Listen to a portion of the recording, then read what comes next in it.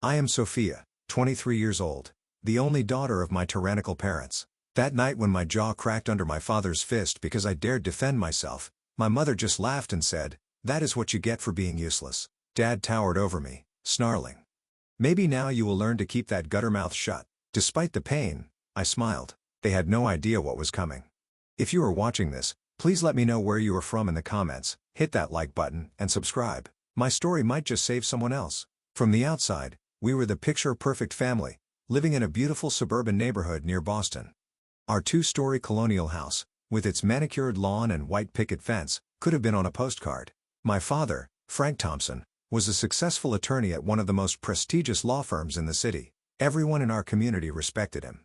He donated to charities, sponsored local sports teams, and always had the perfect words of wisdom at community gatherings. My mother, Eleanor Thompson, was an event planner who organized fundraisers and galas for the elite. She always looked immaculate with her perfectly styled blonde hair, designer clothes, and flawless makeup. Together, they portrayed an image of success and happiness that everyone envied. But images can be deceiving, and the perfect family portrait we displayed to the world was nothing but a carefully constructed facade. I did have a few precious good memories scattered like rare gems throughout my childhood. My 10th birthday stands out as one of those rare, perfect days. Dad was in an unusually good mood after winning a big case, and Mom had taken her medication correctly that week. They rented a small petting zoo for our backyard and invited all my classmates. For one day, I felt like a normal kid with normal parents who loved me. My father even hugged me that day, something so rare I can count the occurrences on one hand. Another golden memory was our only beach vacation when I was 12. We spent a week at Cape Cod, and for those 7 days the constant tension seemed to evaporate in the salt air. Dad left his work phone in the hotel room, and Mom actually laughed genuinely instead of the practiced social laugh she usually employed. I collected seashells every morning, and Dad helped me build an elaborate sandcastle that withstood the tide for 2 days. I kept one perfect scallop shell from that trip hidden in my desk drawer, a physical reminder that things could be different. At school, I was always a student. I had to be. Anything less would trigger consequences I learned to avoid at all costs, but my passion was writing. I filled journal after journal with stories, poems, and dreams of a different life. I wrote about faraway places I would visit someday and imagined characters who were brave enough to stand up for themselves. My English teachers always praised my work, but I never showed my writing to my parents. Somehow, I knew instinctively that they would see it as a threat, a sign that I had thoughts and dreams beyond their control. I dreamed of attending college far away from home. New York University was my top choice. Their journalism program was renowned, and more importantly, it was hundreds of miles from Boston.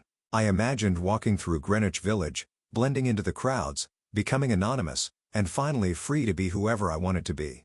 I researched scholarships secretly at the school library, knowing that my father would never willingly pay for me to escape his reach. Olivia Bennett was my only true friend who knew fragments of the truth about my home life. We met in 7th grade when she was new to our school, before I had fully learned to hide everything. She caught me crying in the bathroom one day after my father had thrown away my art project because he deemed it wasteful nonsense. Olivia never pushed for details. I was not ready to share, but she offered silent support that kept me sane. We had sleepovers at her house, whenever possible, small respites of normalcy that helped me remember what family could be like. Her parents were kind, gentle people who argued respectfully and never raised their voices, much less their hands. The contrast to my own home was stark and painful. Miss Harrison, my 11th grade English teacher, was the first adult who recognized something in my writing that hinted at my hidden reality. After reading a creative writing assignment where I had thinly disguised my situation as fiction, she asked me to stay after class. "You have a remarkable talent, Sophia," she told me, her eyes full of concern. "The emotions in your writing feel very authentic. You know you can talk to me if you ever need to, right?" I nodded but said nothing. I was not ready to speak the truth aloud, but her recognition of my talent planted a seed of hope. Maybe my words could eventually become my escape. I became adept at creating a public persona that revealed nothing of my private pain. I smiled at the right times, participated in the right extracurricular activities, and maintained the precise level of social engagement that would not arouse suspicion, but also would not invite too much scrutiny. I was friendly but not close with most of my classmates. I attended school events but always left early with a polite excuse. I became invisible in the most visible way possible, hiding in plain sight. In my mind, I constructed elaborate fantasies of freedom. I imagined turning 18 and walking out the door never looking back. I dreamed of a small apartment somewhere, noisy and vibrant with neighbors who did not know my name and did not care about my comings and goings. I pictured a life where I could speak without calculating every word, where I could laugh loudly without fear, where I could simply exist without constantly monitoring the emotional temperature of those around me. The reality I knew would be more complicated. Even as I dreamed of escape, I understood the invisible chains that bound me to that house. Financial dependence, a lifetime of conditioned fear, and the insidious voice in my head that whispered my parents might be right about me. Maybe I was ungrateful. Maybe I did deserve the treatment I received. Maybe the outside world would be even worse, but hope is a stubborn thing. It grows in the darkest places, finding nourishment in the smallest cracks of light. And despite everything, hope continued to flicker inside me. A tiny flame, I protected fiercely against the constant winds trying to extinguish it. Someday, I told myself, someday I would be free. The first clear sign that my home was different from others came when I was 14. I had always sensed the difference, felt the underlying tension that permeated our house like a toxic gas, but that day crystallized everything. I brought home my report card nervous, but quietly proud. All A's, except for biology, where I had received a B+. The teacher was notoriously tough, and most students had scored much lower. I thought my parents would be pleased, or at least not upset. I found my father in his home office, surrounded by legal briefs. I handed him the report card with slightly trembling hands, watching his face carefully for any shift in expression. He scanned the paper slowly, his face darkening when he reached the B+. Without warning, his hand shot out, striking my cheek with enough force to make me stumble backward. "What is this?" he demanded, shaking the paper in my face. "Do you think mediocrity is acceptable in this house? Do you think the Thompsons settle for less than excellence?" My mother appeared in the doorway, attracted by the commotion. Instead of defending me, she simply shook her head. "You need to try harder, Sophia," she said coldly. "Do not disappoint your father like this again." That night, I cried silently into my pillow, careful not to make a sound. It was not the physical pain that hurt the most, but the realization that my mother would never protect me. In that moment I understood I was completely alone in my own home. The control escalated gradually after that incident. My father began checking my phone regularly, reading my text messages and monitoring my calls. He installed parental controls that alerted him to every website I visited. My curfew was non-negotiable: 6 o'clock on weekdays and 8 on weekends with no exceptions. He began vetting my friends, prohibiting me from spending time with anyone he deemed unsuitable or from families he considered beneath our social standing. One particularly humiliating incident occurred during a study group at Olivia's house. We were preparing for final exams. 5 of us gathered around her dining room table with textbooks and notes spread everywhere. Without warning, my father appeared at the door, having tracked my phone's location. He did not even bother with social niceties, simply announcing that I needed to come home immediately. My classmates stared in awkward silence as I gathered my things, face burning with shame. "I told you to ask permission for any activities," he said in the car, his knuckles white on the steering wheel. "Study groups are a waste of time. Kids just gossip and distract each other." "But, Dad, we were actually studying." "Ms. Peterson assigned us to work together on the project," I tried to explain. "Do not talk back to me," he snapped. "Your grades are your responsibility alone. I do not want to hear about group projects or study partners. You will study at home where I can monitor your progress." That night, I started my secret diary. I stole a notebook from school and carefully pried up a loose floorboard under my bed to create a hiding spot. In those pages, I wrote everything I could not say, aloud: every hurt, every fear, every small and large injustice. The diary became my confidant, the only place I could be truly honest. I wrote about the unfairness of my parents' rules, my dreams of escape, and increasingly detailed accounts of the escalating abuse. I became skilled at lying, creating elaborate cover stories to explain bruises or my frequent absences from social events. I learned to smile convincingly while saying I could not attend a birthday party because of family obligations, never revealing that the obligation was my father's decree that I stay home. I perfected the art of wearing long sleeves in warm weather and makeup to cover the occasional marks. I became an actress playing the role of normal teenager with such conviction that sometimes I almost believed it myself. One night, I woke to the sound of shouting from my parents' bedroom.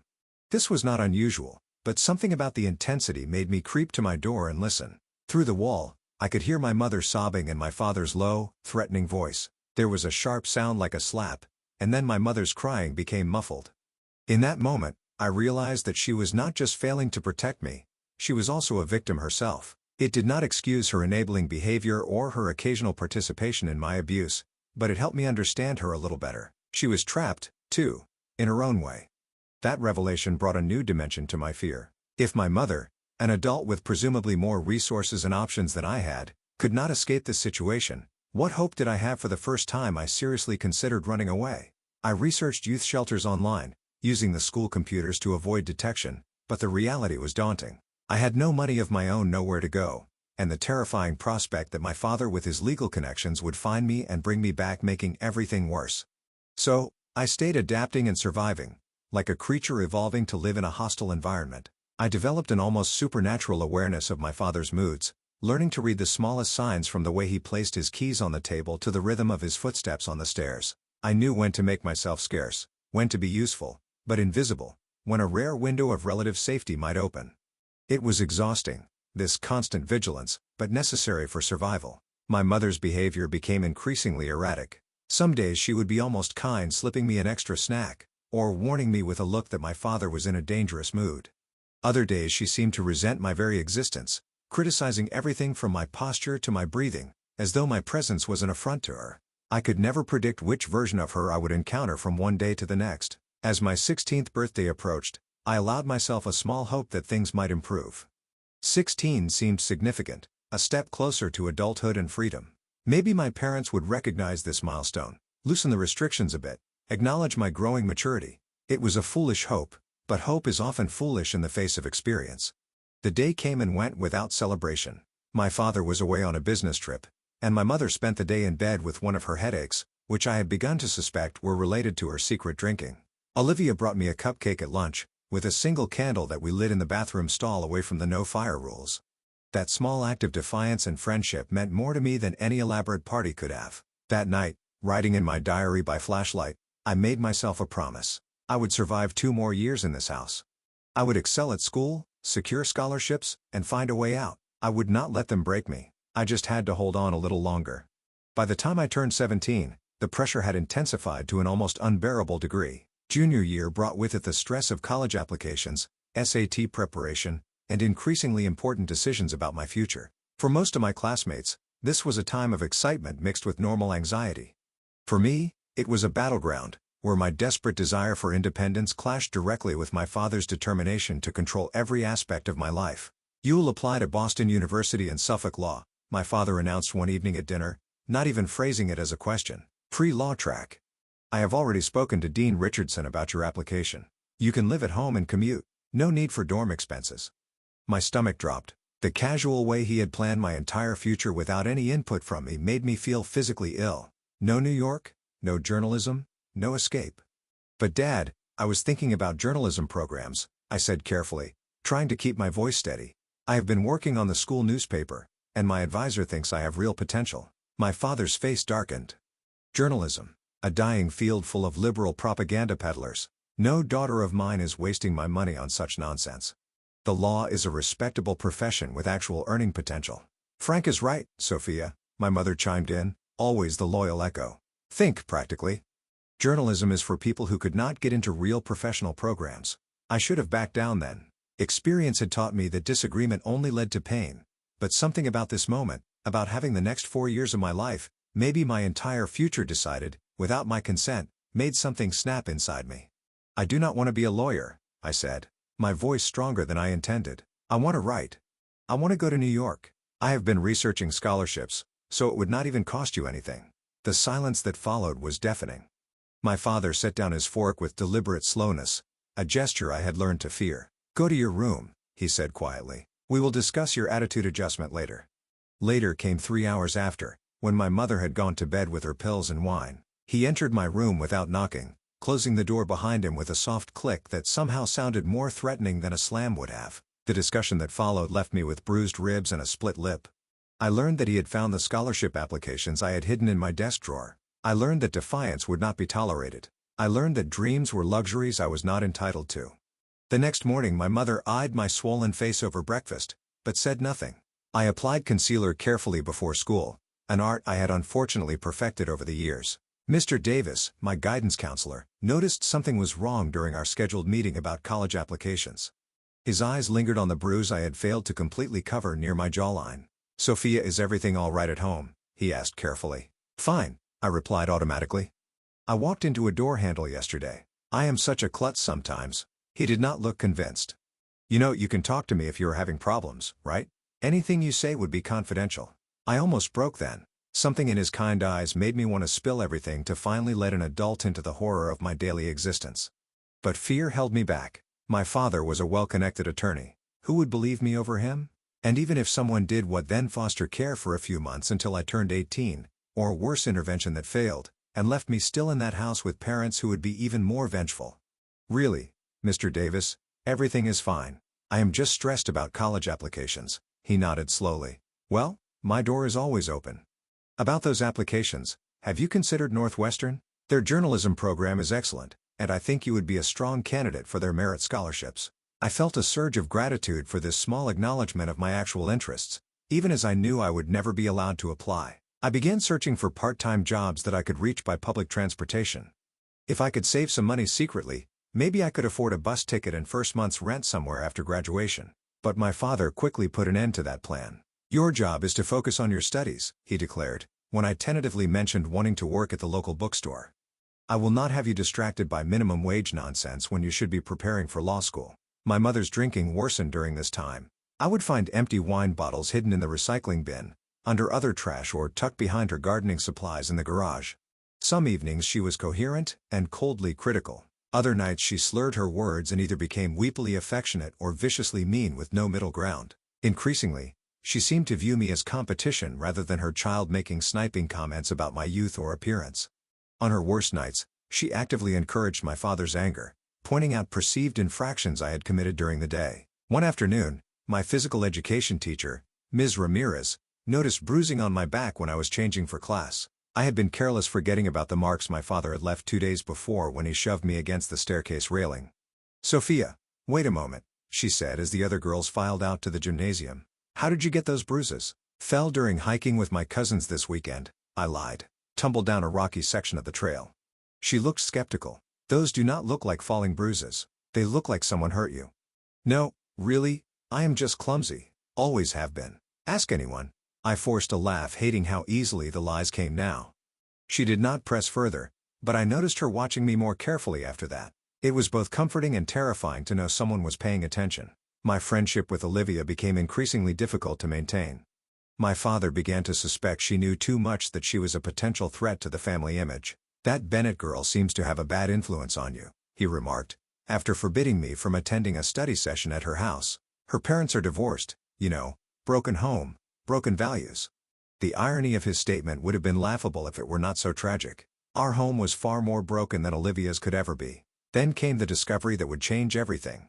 I was searching for a stapler in my father's home office, a room I was generally forbidden to enter without permission. In a drawer that was partially open, I saw a hotel receipt. This alone was not unusual, as my father traveled frequently for work. But the dates caught my attention. He had claimed to be in Chicago that weekend for a conference, but the hotel was in Boston, less than 20 minutes from our house, and the receipt showed charges for 2 guests with room service for 2 and a bottle of champagne. My father was having an affair. This realization hit me with the force of a physical blow, not because I had any particular reverence for my parents' marriage, which I knew to be as toxic as every other aspect of our household, but because it was a secret I now possessed. Information that could potentially be dangerous.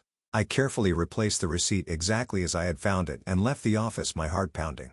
This knowledge felt like a time bomb. I had no immediate plans to use it, but its very existence in my mind felt dangerous. If my father ever suspected, I knew the consequences would be severe. That night, I added this new information to my diary, hiding it in my secret spot with extra care. It was not so much ammunition as it was insurance, a small piece of leverage, in a situation where I had none. I did not know yet how or if I would ever use it, but in a strange way it gave me a tiny sense of power in a situation where I had been completely powerless for so long. As senior year approached, the walls seemed to close in further. My carefully constructed plans for escape were being systematically dismantled by my father's iron control. But the diary continued to grow, documenting every incident, every bruise, every cutting word, and somewhere deep inside, beneath the fear and pain, a different emotion was beginning to take root. Not just fear, or sadness, or resignation, but anger, white, hot, clarifying anger that would eventually become my salvation. The day I graduated high school should have been triumphant. Despite everything I had maintained, a perfect 4.0 GPA earned National Honor Society membership and received recognition for my writing. The ceremony itself passed in a blur of polyester gowns and speeches about bright futures. I accepted my diploma to polite applause, scanning the audience to find Olivia's parents giving me a thumbs up from their seats. My own parents sat stiffly in the front row reserved for families of honor students. My father checking his watch repeatedly, my mother maintaining her camera-ready smile that never reached her eyes. That evening, my father had arranged a graduation dinner at our home. Not for my benefit, of course, but because appearances mattered. Extended family, my father's law partners, and select neighbors were invited to celebrate the accomplishment of Frank Thompson's daughter, the future law student, the perfect extension of his own success. Aunt Judith, my father's sister, hugged me tightly when she arrived. "So proud of you, sweetheart," she whispered. "Top of your class, just like your dad was." Uncle Robert, my mother's brother, pressed a card into my hand. "A little something to start your college fund," he said with a wink. "Though I hear your father has it all mapped out for you already." The dining room table was set with the good china crystal glasses catching the light from the chandelier. My mother had hired caterers unwilling to risk her reputation on her own inconsistent cooking skills. I played my part perfectly, the grateful daughter, the academic achiever, the girl with the bright future carefully planned by loving parents. "Sophia has already been accepted to Boston University," my father announced over dessert, raising his glass and a toast, following in the family tradition pre-law track. We could not be prouder. The guests murmured their approval and congratulations. No one noticed my hands trembling slightly as I raised my water glass in acknowledgement of the toast. "Such a choice," Mrs. Harrington, our neighbor, commented. "So many young people today want to run off to some faraway school and waste their parents' money. How nice that you are staying close to home." "Sophia has always been such an obedient daughter," my mother added her words, slightly slurred from too many glasses of wine. "Never gives us any trouble." The evening dragged on a performance where everyone played their assigned roles. By 11 o'clock the last guests had departed, leaving behind gift bags and congratulation cards I had not been allowed to open yet. My father insisted all gifts be approved by him first, a control tactic disguised as parental supervision. The house felt eerily quiet. I began clearing dessert plates from the dining room table, while my mother stumbled upstairs to bed, the strain of maintaining her perfect hostess persona having exhausted her. My father loosened his tie and poured himself a scotch in the kitchen, watching me work. "Leave those," he said. "The cleaning service will handle it tomorrow." I set down the stack of plates, carefully. "Dad, I need to talk to you about college." His expression hardened immediately. "There is nothing to discuss. The arrangements have been made, but I have not accepted Boston University's offer," I said, surprised. "By my own boldness, I have been accepted to New York University with a partial scholarship. I want to study journalism." The silence that followed was thick enough to choke on. My father set his scotch glass down with deliberate care. "You did what?" His voice was dangerously soft. "I applied to other schools. I got into NYU. I swallowed hard but continued. I am 18 now. I have the right to choose my own path." "Rights?" He laughed, a harsh sound entirely devoid of humor. "You want to talk about rights? After everything we have provided for you, the roof over your head, the food on your plate, the opportunities you have been given. And this is how you repay us." With defiance and disrespect. I took a step back, recognizing the dangerous glint in his eyes, but something had broken loose inside me. Perhaps it was the culmination of years of suppressed feelings. Or maybe it was simply that I had nothing left to lose. "You have not provided opportunities," I said, my voice shaking but clear. "You have provided a prison. You have never asked what I want or who I am. You just decided everything for me." His face contorted with rage. And in that moment he dropped all pretense of being the respected attorney, the pillar of the community. He lunged forward, grabbing my arm with bruising force. "How dare you?" he hissed. "After everything I have sacrificed for this family, you ungrateful little bitch." The first blow caught me on the cheekbones, snapping my head back. The second connected with my ribs, driving the air from my lungs. I tried to protect myself, raising my arms defensively, but he was stronger, fueled by a rage that had been simmering for years. "You will go where I tell you," he shouted, punctuating each word with another blow. "You will study what I tell you. You will be who I tell you to be." I tasted blood in my mouth, felt the room spinning around me. Through the haze of pain I saw my mother, standing in the doorway, summoned by the commotion. Her face was expressionless, empty of the maternal concern any normal mother would feel, seeing her child being beaten. The final blow came as I was already crumpling to the floor. My father's fist connected with my jaw with a sickening crack that reverberated through my skull. The pain was blinding, immediate, and overwhelming. I felt something shift break inside my mouth. Blood poured from my lips as I collapsed fully to the kitchen tiles. Through swollen eyes I looked up at my mother, silently pleading for help. Instead she laughed, a brittle, wine-soaked sound. "That is what you get for being useless," she said. swaying slightly in the doorway. Always thinking you are so special, so different from us.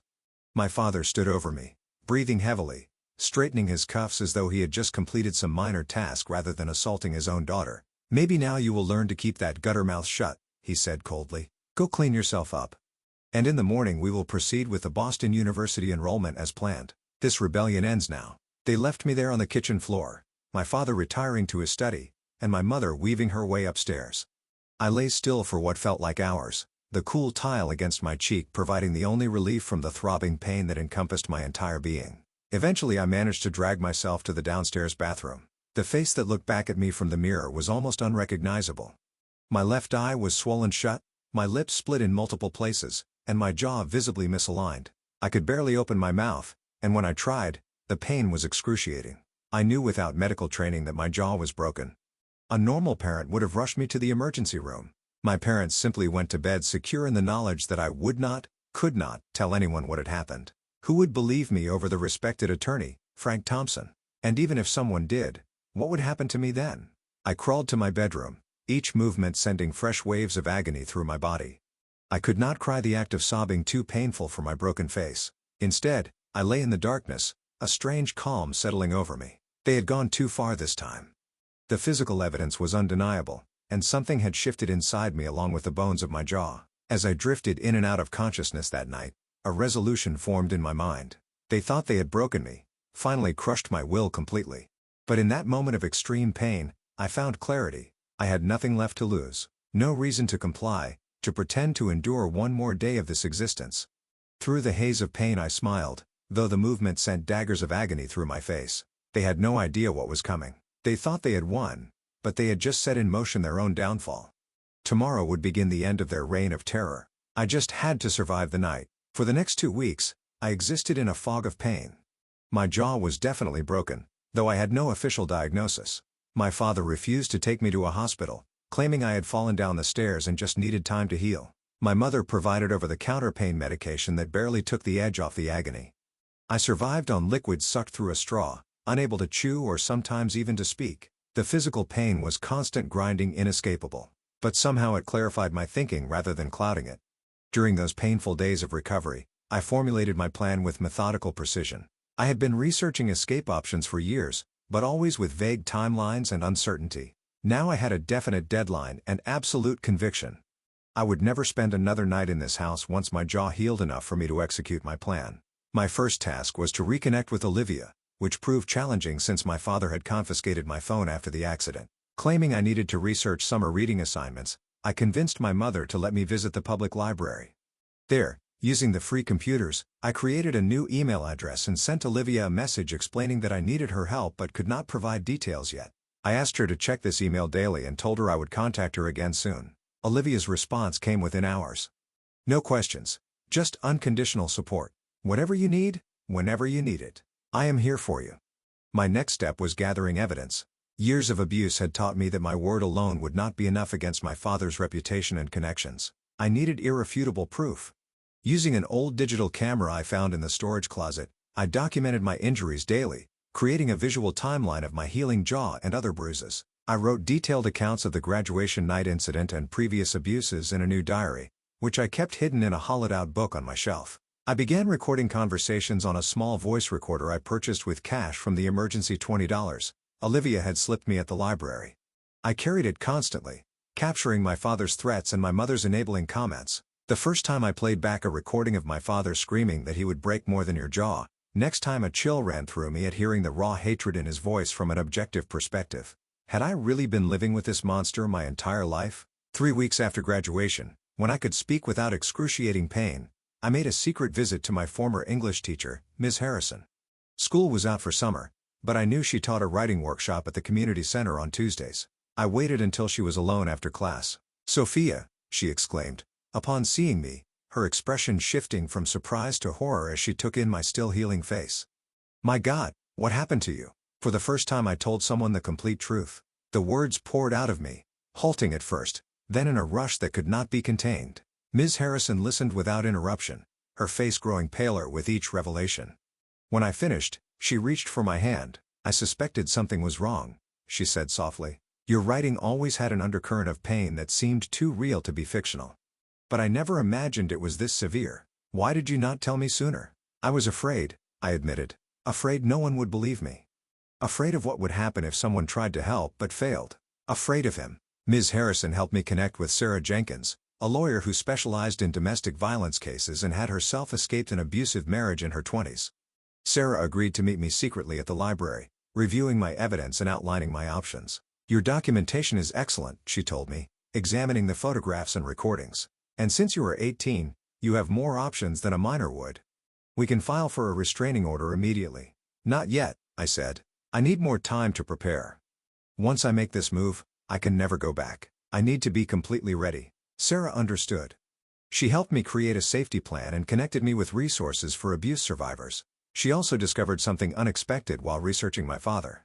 Frank Thompson has been under investigation by the Bar Association for ethical violations, she revealed during our third meeting. Misappropriation of client funds. Conflicts of interest. It has been kept quiet, but there is a substantial case building against him. This could explain his escalating violence. Men like your father often become more dangerous when they feel their control slipping in other areas of their life. This information was both terrifying and useful. If my father was already under scrutiny professionally, my allegations might find more receptive ears, but it also meant he was potentially more volatile than ever. Through Ms. Harrison's connections, I secured an emergency application to NYU's journalism program, complete with a special circumstances scholarship for students in crisis situations.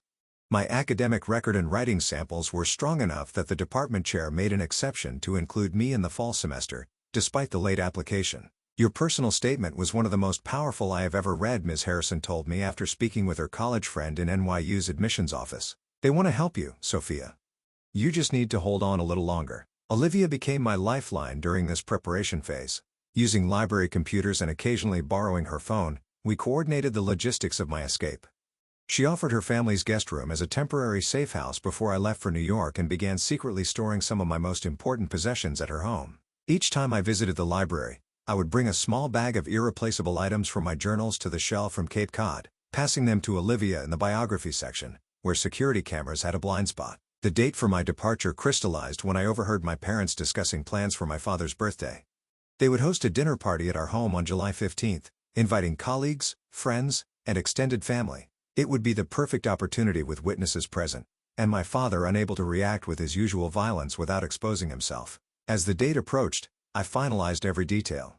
Sarah prepared the legal documents ready to file for a restraining order the moment I was safely away. My packed bags were hidden at Olivia's house. My evidence was duplicated and stored in multiple secure locations. Ms. Harrison arranged for a friend to drive me to New York the day after my escape. All the pieces were in place. The night before the birthday party, I barely slept. Not from fear, surprisingly, but from a strange electric anticipation. For the first time in my life, I was taking control. I was choosing my own path. The bruises had faded, my jaw had healed enough that the misalignment was only noticeable if you were looking for it, and my resolve had never been stronger. I stood at my bedroom window as dawn broke, watching the neighborhood come to life. The joggers, the dog walkers, the sprinklers activating on perfectly manicured lawns. From the outside, nothing had changed. But inside this house, an earthquake was about to happen. By this time tomorrow, I would be gone from this place forever, and the carefully constructed facade of the Thompson family would lie in ruins. The thought brought not sadness or even anxiety, but a profound sense of peace. I was ready. The day of my father's birthday arrived with perfect weather, as though the universe itself approved of my plans. My mother spent the morning directing the catering staff, arranging flowers, and polishing silver that was already gleaming. My father worked in his study until noon, emerging occasionally to critique some aspect of the preparations before disappearing again behind his mahogany door. I moved through the house like a ghost, performing the tasks assigned to me with mechanical precision, while mentally rehearsing every step of what was to come. By 6 o'clock, guests began to arrive. My father's law partners with their immaculately dressed spouses, neighbors bearing expensive bottles of wine, family members I saw only at holidays, all exclaiming over how grown up I looked, while not noticing or choosing to ignore the fading yellowish bruise along my jawline. I wore a modest blue dress my mother had selected, my hair arranged to partially cover the lingering evidence of my father's violence. I smiled and nodded at appropriate intervals, played the perfect daughter one final time. If anyone thought my quietness unusual, they attributed it to the natural reserve I had always displayed at these functions, never guessing at the storm brewing behind my calm exterior. Dinner progressed through multiple courses, my father holding court at the head of the table, accepting compliments and well wishes with practiced humility. My mother, surprisingly sober for the occasion, maintained her role as the supportive spouse, laughing at his jokes and anticipating his needs before he could voice them. A toast announced Howard Fitzgerald, my father's senior partner, raising his glass. To Frank Thompson, one of the finest attorneys I have ever had the privilege to work with, your dedication to the firm and to justice itself is an inspiration to us all. If only they knew, I thought, mechanically raising my water glass. If only they could see what happens when the front door closes and the masks come off. After dinner, the party moved to the living room for cake and presents. I excused myself briefly, retrieving the small wrapped package I had hidden in my room. When I returned, my father was already opening gifts, his smile growing with each display of his colleagues' generosity. Expensive Scotch custom cufflinks, rare books for his collection. I waited until he had opened the last of the presented gifts before stepping forward. I have something for you too, Dad, I said, my voice steady, despite the adrenaline coursing through my veins. He looked surprised, perhaps, because I had never shown initiative in gift-giving before, always signing my name to whatever my mother purchased on my behalf. Well, this is unexpected, he said with a chuckle that sounded warm to everyone but me. I recognized the dangerous undertone, the implicit question of what I thought I was doing deviating from the script. I handed him the small box wrapped in silver paper with a blue ribbon. He opened it with deliberate movements, revealing a USB drive nestled in tissue paper. A flash drive, he said, confusion evident in his voice. It contains some memories I thought you might want to revisit, I replied. Would you like to see? Before he could refuse, I took the drive from his hand and walked to the entertainment center where our large television was connected to a computer system for streaming. I inserted the drive, feeling every eye in the room on my back as I navigated to the first file. The screen filled with my battered face from the night after graduation, my jaw visibly misaligned, eyes, swollen lips split and crusted with dried blood. A collective gasp rose from the assembled guests. My father lunged toward the television but froze as the next image appeared, showing the progression of my injuries over days, each dated and time-stamped. What is the meaning of this? He demanded, his public persona, slipping as panic set in. I clicked again and his own voice filled the room, a recording from 3 days after he broke my jaw. Try to tell anyone about your little accident and you will not survive the next one. Do you understand me, you worthless little bitch? The silence in the room was absolute. My mother had gone deathly pale, her hand clutching her throat as though she might be sick. My father's face contorted with rage, all pretense abandoned as he started toward me. You manipulative little liar, he snarled. Turn that off right now. Frank, what is going on? Howard asked, his voice filled with shock and growing suspicion. Nothing, my father snapped. A teenage tantrum, doctored photos, edited recordings. My daughter has always had an overactive imagination. Is that why you broke my jaw when I told you I wanted to study journalism instead of law? I asked calmly. Because of my imagination? Before he could respond, the doorbell rang. In the confusion, no one moved to answer it. I walked calmly to the front door and opened it to reveal 2 police officers standing on our perfect porch. Officers Ryan and Torres. The female officer introduced herself. We received a call about a potential domestic violence situation at this address. That would be correct, I said, stepping back to allow them entry. I am Sophia Thompson. I made the call before the party began. Everything happened very quickly after that. The officers separated everyone, taking statements in different rooms. My mother, initially attempting to defend my father, crumbled under questioning when confronted with the photographic evidence and recordings. She alternated between blaming me for provoking him and claiming she had been too afraid to intervene, her carefully constructed world disintegrating around her. My father, recognizing the severity of his situation, attempted to leverage his legal connections, demanding calls to judges and police superiors. But the officers were professional and unmoved by his threats or attempts at camaraderie. Frank Thompson, you are under arrest for domestic assault and battery, Officer Ryan stated, reading him his rights as she handcuffed him in front of his colleagues and friends. The ultimate humiliation for a man whose public image had been everything. As they led him toward the front door, he locked eyes with me one final time. You will regret this, he hissed. You are nothing without this family. Nothing. I stepped forward, finding strength I never knew I possessed. No, Dad, you are nothing without your facade. And now everyone can see exactly who you really are. The guests departed in shocked silence, the birthday celebration forgotten in the wake of the scandal unfolding before them. My mother locked herself in her bedroom.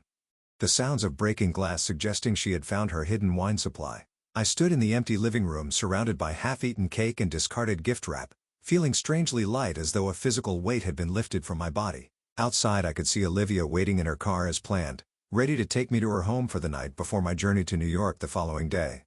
Before leaving, I walked through the house one final time, this prison that had contained my entire existence for 18 years. I took nothing but the documents.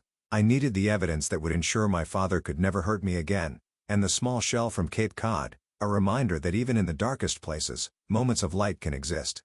At the front door I paused for one last look. "Goodbye," I whispered, not to the house or even to my parents, but to the frightened girl I had been. She would not be coming with me to New York. In her place stood someone new, someone who had discovered her own power in the most painful way possible but who would never surrender it again. I stepped outside, closing the door firmly behind me, and walked toward Olivia's waiting car without looking back. 1 year later, I sat at a small desk in my New York apartment, watching rain streak down the window as I put the finishing touches on an article for the university newspaper. My tiny studio in Brooklyn was nothing like the spacious bedroom I had left behind in Boston, but every square inch of it was mine, filled with choices I had made, reflecting the person I was becoming rather than the one I had been forced to be. The journey of healing had not been linear or easy. There were nights I woke up drenched in sweat. The phantom sensation of my father's hands around my throat, so real, I had to turn on all the lights and remind myself he was hundreds of miles away, no longer able to hurt me. There were days when a raised voice in the street or an unexpected touch would send me spiraling into panic, my body remembering what my mind was trying to process. But I was getting better piece by piece, day by day.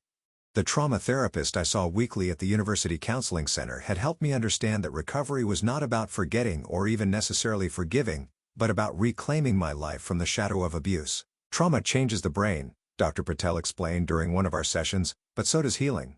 Every time you make a choice for yourself, every time you practice self-compassion, you are literally rewiring neural pathways. You are taking back what was stolen from you. The support group for survivors of family violence became another cornerstone of my healing. Twice a month, I sat in a circle with men and women whose stories echoed parts of mine, whose eyes held the same mixture of pain and determination. We shared strategies for managing flashbacks, celebrated small victories, and reminded each other that we were not defined by what had been done to us. "You are not alone in this, Mia," the group facilitator often reminded us, "and you are more than your worst experiences." News about my father reached me, occasionally filtered through Sarah Jenkins, who had become both my legal advocate and a mentor. His arrest that night had been just the beginning. Once the first cracks appeared in his carefully constructed image, the entire facade collapsed with stunning speed. Multiple ethics violations came to light as the Bar Association investigation deepened. Former clients came forward with accounts of mishandled funds. A former legal secretary revealed a pattern of workplace harassment stretching back years. My medical records finally obtained when I sought proper treatment for my improperly healed jaw provided irrefutable evidence of the physical abuse I had endured. Frank Thompson, once the respected attorney and community pillar, was sentenced to 8 years in prison for domestic violence, financial crimes, and witness intimidation. His law license was permanently revoked. The man who had controlled every aspect of my existence was now confined to a cell smaller than my studio apartment, his power stripped away completely.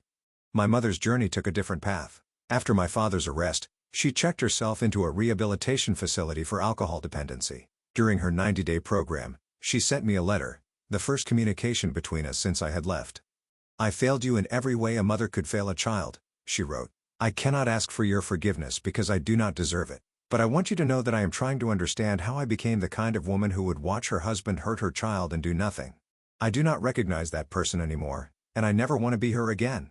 I read the letter several times before placing it in a drawer. I was not ready to respond, not sure if I ever would be.